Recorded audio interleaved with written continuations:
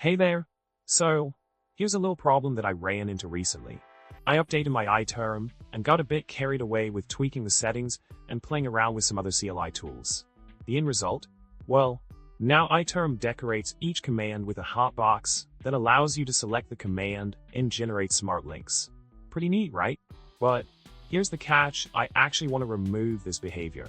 It's not really my cup of tea, so I'm on a mission to figure out how to turn it off. Let's dive into this interesting little conundrum and see what we can uncover. Now, let's talk about the solution to our little problem.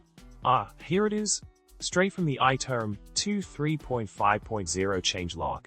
You can click a command to select it.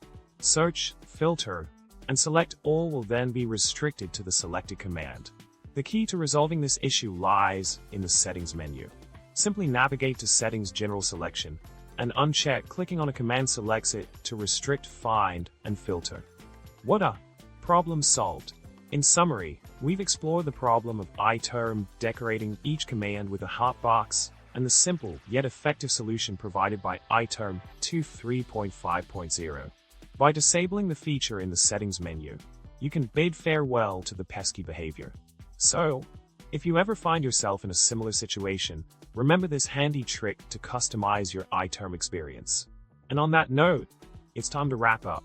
If you enjoyed this video, make sure to subscribe, like, and leave a comment down below.